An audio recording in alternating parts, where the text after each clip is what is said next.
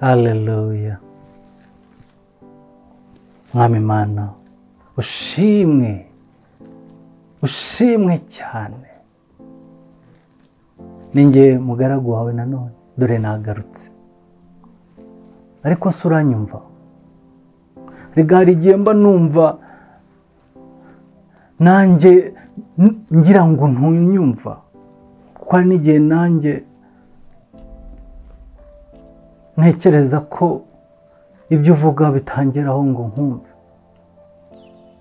Ariko se ubu mbigenze. Ibyiza ni ibiheze. Ibyiza si uko nakumva. Nubwo ntakubwira byinshi. Maze ibyo umbwiye akaba ari byo bimbeshaho. Erega ni ukuri. Ino si iraruhije. Ino si iremerera umuntu. Dore inzara iratwishe. Ibyo dukora byose hari igihe tubikora tugendeye ku gushaka imibereho.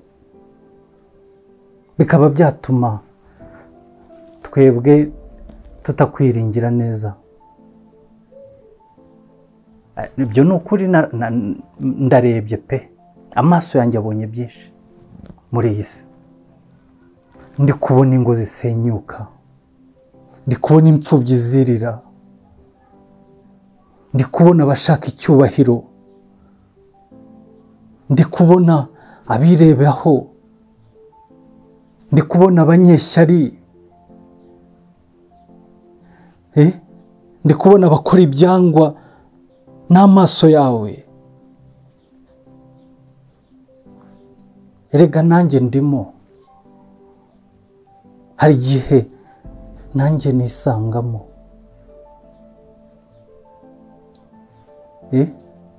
Ubu se mbigenze.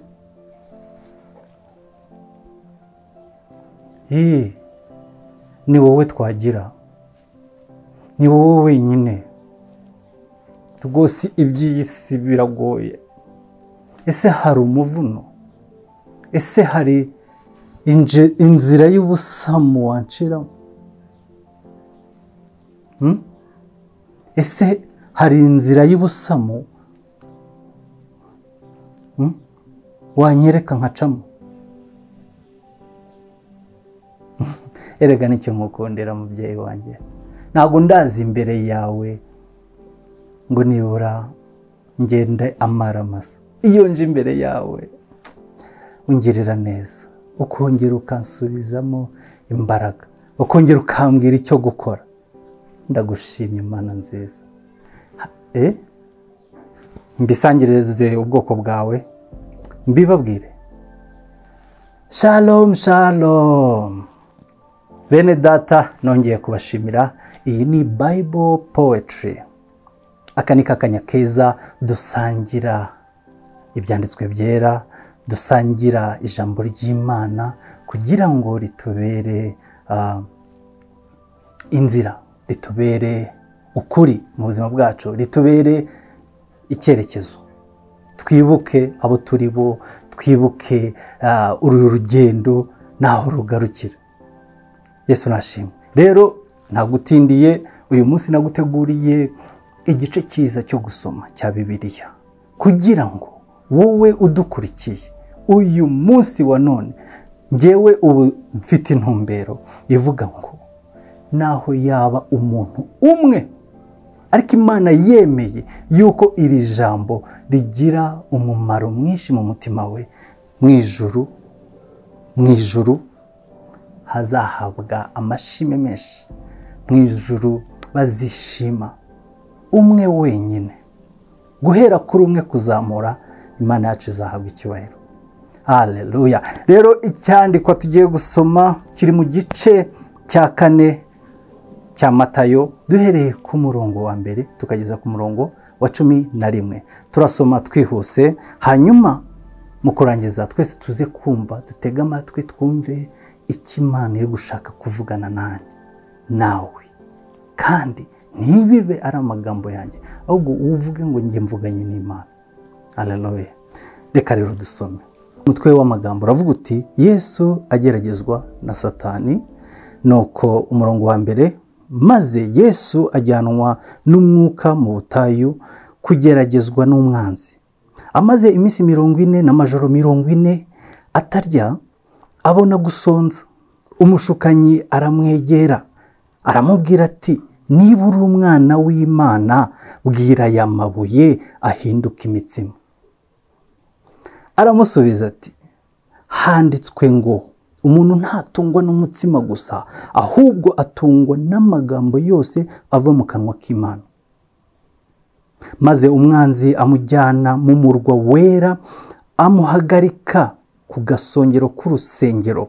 Aramubwira ati, niba uri umwana w'Imana, ijugunye hasi, kuko handitswe ngo izagutegera abamarayika bayo bakuramire mu maboko yayo, ngo udakubita ibirenge ku ibuye.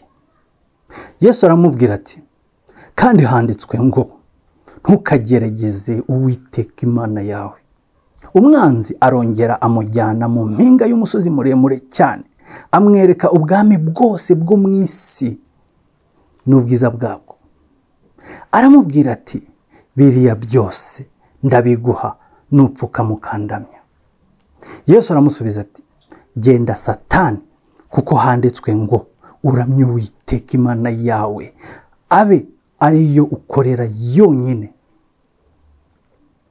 Umwanzi aherako aramureka, maze haza abamarayika baramukorera. Aleluya. Imana nishimwe cyane. Ngira ngo urabyiyumviye.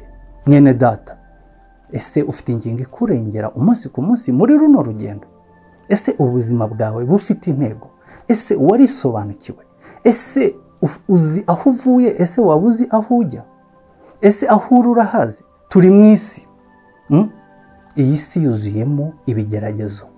Ni isi iyoborwa n'imbaraga z'umwijima, zihora zidushyira muri test, zihora zidushyira mu kigeragezo. Wari uzi yuko umubiri wawe utunzwe n'ibyo kurya, ibirayi, ibijumba? Iyo ushonje, wowe wifuza kuba wakora ibishoboka byose kugira ngo urye.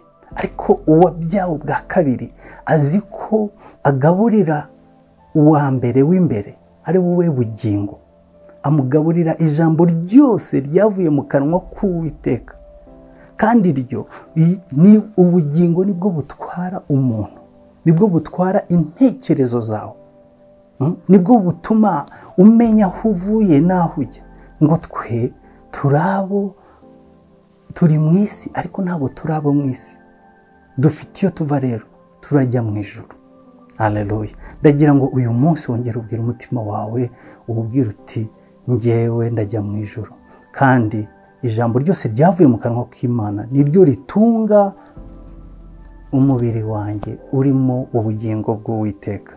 Haleluya. Ubyumve, ubyemeze umutima wawe, bibe intumbero.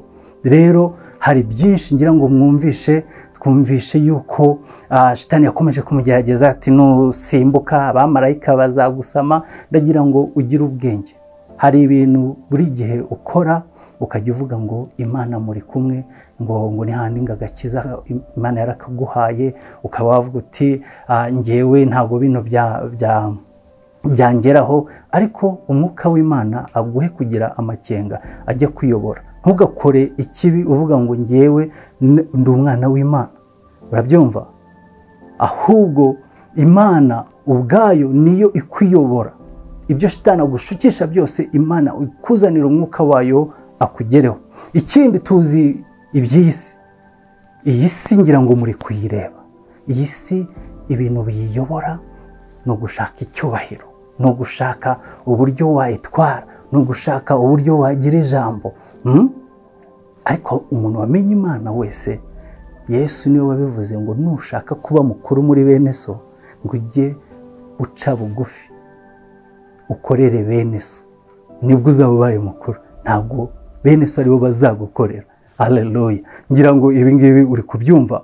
Ariko Shitani w'ikintu agukoresha avuga ngo nkeneye kugira abantu bankorera, nkeneye kugira abantu ngewe ntwara nshyiraho igitugu. Oya, uwasobanukiwe Imana aba umugaragu wa bene se, arabafasha, arabakunda, niwe usanga abashyira imbere, abazamura. Ukuri kuzatubatura nitukumenya. Haleluya. Ariko shitani we ikintu azagushukisha buri gihe azajya akubwira ati urashaka akazi keza, ndi umugore numpa ruswa y'igitsina, nzaguha ibintu ushaka. Urumva? Ibyo byose bikagenda, umuryango ugasenyuka.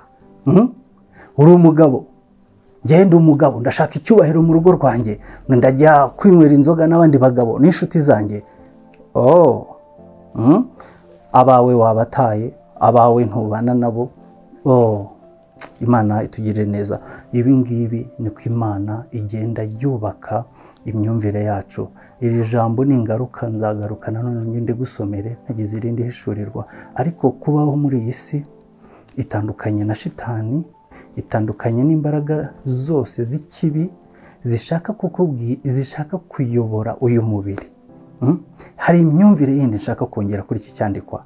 Yesu niwe wavuze ngo uzatinye umuntu ushobora kwica ubugingo, akica n'umubiri bwa bugingo bubamo.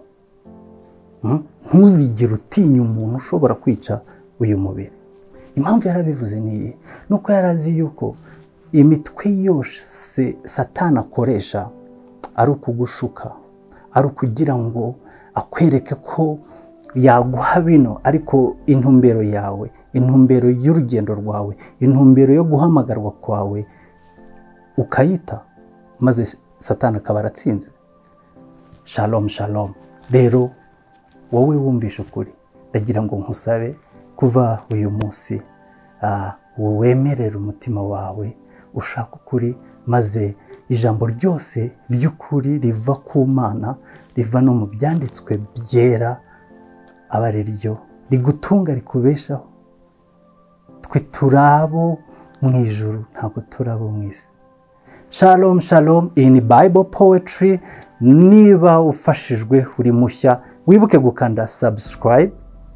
Niba nanone turi kumwe mu rugendo mu gushyigikira uyu muhamagaro, mu gushyigikira ino Bible Poetry, ibihangano byacu, wasangiza bene so benshi, kandi uduhe n'inama, utubwire n'ibyo twakongeramo. Dufite umugambi munini w'ukuntu ino gahunda izagenda ikura hamwe n'Imana. Imana iduhana umugisha, kandi muzagire umwaka mwiza, umwaka ufite intumbero wo gusobanukirwa impamvu ki Imana yakuremye. Yari Francis Zahabu kuri Francis ZAHABU TV. Shalom shalom.